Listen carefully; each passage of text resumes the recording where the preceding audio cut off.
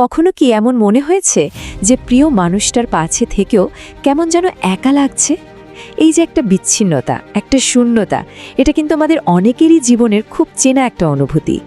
সম্পর্কের গভীরে কোথাও যেন একটা প্রশ্ন তৈরি হয়, কেন এমন হয়? চলুন আজ সেই উত্তরটা খোঁজার চেষ্টা করা যাক। ভাবুন তো একবার, দুটো মানুষ যারা একে অপরকে ভালোবাসে, তাদের মধ্যেই কেন তৈরি হয় যোজন যোজন দূরত্ব?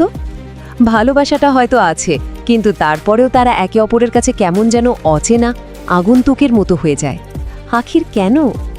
আসল সত্যিটা হলো, বেশিরভাগ সম্পর্ক কিন্তু ভালোবাসার অভাবে ভেঙে যায় না। ভেঙে যায় তখন যখন মানুষটা তার সঙ্গীর ভালোবাসাটা ঠিক মতো অনুভব করতে পারে না, যখন মনে হয় তাকে কেউ বুঝতেই পারছে না। আর ঠিক তখনই জন্ম নেয় এই নীরব বিচ্ছিন্নতা। আর এই ব্যাপারটা কিন্তু খুব পরিচিত একটা ছবি, তাই না?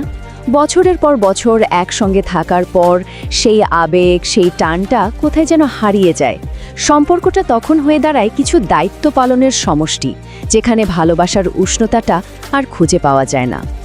তো এই সমস্যার মূলে ঠিক কী আছে? ডক্টর গ্যারি চ্যাপম্যান এই ব্যাপারটা বোঝানোর জন্য একটা অসাধারণ রূপক ব্যবহার করেছেন। তিনি এর নাম দিয়েছেন ইমোশনাল লাভ ট্যাঙ্ক বা আবেগের ভালোবাসার ট্যাঙ্ক, যা আমাদের প্রত্যেকের ভেতরেই থাকে।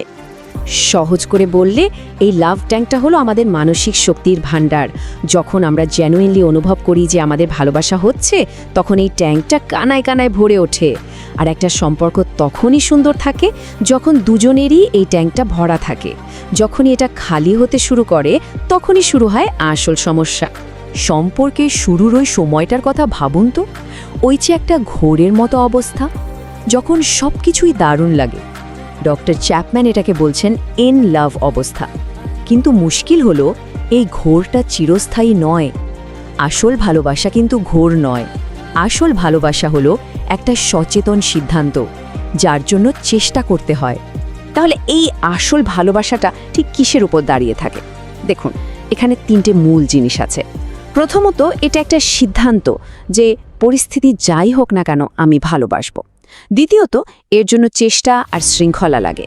আর সবশেষে দুজনকেই দুজনের বিকাশের দিকে মনোযোগ দিতে হয়।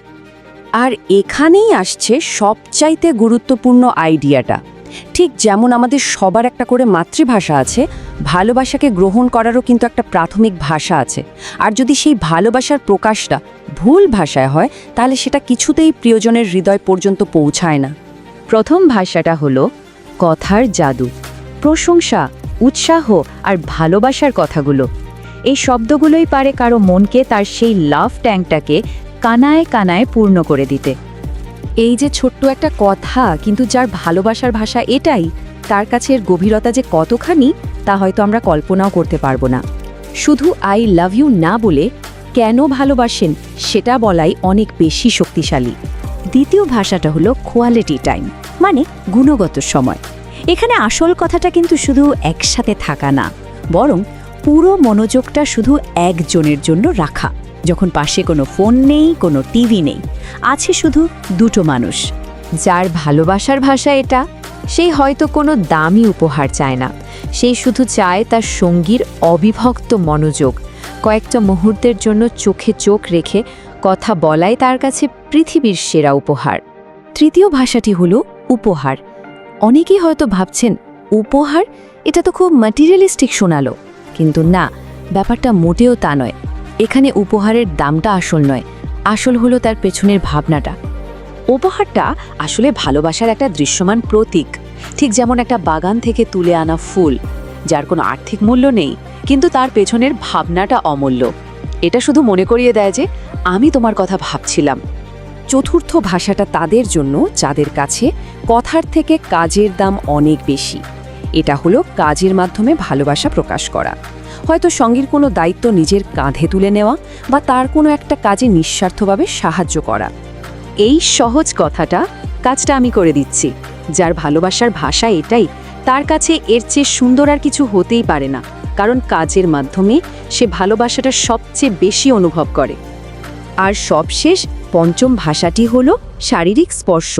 এটা কথা ছাড়াই ভালোবাসা প্রকাশের এক নিরাবিদ শক্তিশালী মাধ্যম।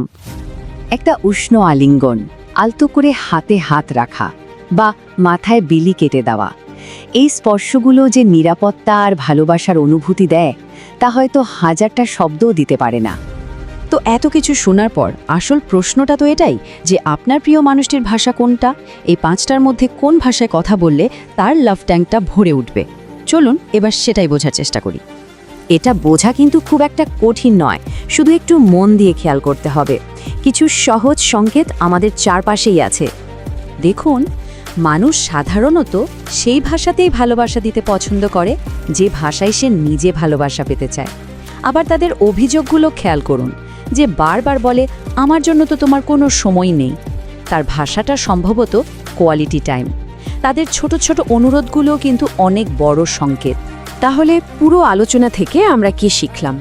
একটা খুব জরুরি সত্যি, যে ভালোবাসা কেবল একটা অনুভূতি নয়, এটা তার থেকেও অনেক বড়, অনেক গভীর কিছু। আসল ভালোবাসা কোনো ম্যাজিক নয় যা হুট করে হয়ে যায়।